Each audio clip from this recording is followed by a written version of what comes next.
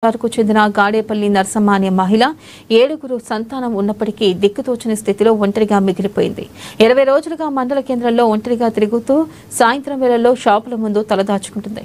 ఆమెను చూసి మాజీ సర్పంచ్ గంగవత్ లక్ష్మణ్ నాయక్, సిపిఎం జిల్లా నాయకులు కందునూరి శ్రీనివాస్ దుప్పట్లను అందజేసి మానవత్వం చాటుకున్నారు. కొన్ని నెలల క్రితం ఆమె పడుతున్న బాధను చూసి వార్తాపత్రికలలో ప్రచురించడంతో అప్పుడున్న తహసీల్దార్ స్థానిక ఎస్ఐ సమక్షంలో కౌన్సిలింగ్ ఇప్పించి ఆమెను కుమారులకు అప్పగించారు. అయితే 2 నెలలు గడిచాక మళ్లీ కథ యథావిధిగా మొదటికొచ్చింది. దిక్కుతోచని స్థితిలో ఆమెను ఒంటరిగా వదిలేశారు. ఆమెకు ఉండడానికి ఇల్లు లేక, తినడానికి తిండి లేక ఒంటరిగా తిరుగుతూ జీవనం సాగిస్తుంది.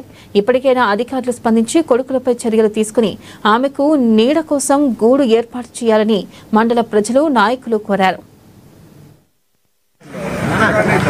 గాడేపల్లి నర్సమ్మ ఈమెకు 3 కుమారులు, 1 బిడ్డ. 3 కుమారులు కూడా పెళ్లిళ్ళు చేసుకొని కోడళ్ళతోనే ఉంటున్నారు. ఈమెకు వాళ్ళ ఆయన సంపాదించిన 3 ఎకరాల భూమి కొడుకులు పంచుకున్నారు. అదేవిధంగా మన మసీదు బజార్లో, మెయిన్ బజార్లో ఇల్లుంటే కూడా ఇండ్ల స్థలం కూడా లేకుండా, ఈరోజు రేకుల షెడ్ అంటూ లేకుండా కూడా ఆమెకు అమ్మేయడం జరిగింది. ఇల్లు కడతాను అని చెప్పి ఉన్న ఇల్లు మొత్తం కూడా అమ్మడం జరిగింది. అందుకోసమే ఆమెని గతంలో కూడా మేము నచ్చజెప్పి పోలీస్ స్టేషన్లో కేసు పెట్టి కొడుకులను పిలిచి పంపిస్తే కూడా అక్కడ వాళ్ళు మంచిగా చూసుకోలేని పరిస్థితి ఉంటే మళ్ళీ రావడం జరిగింది.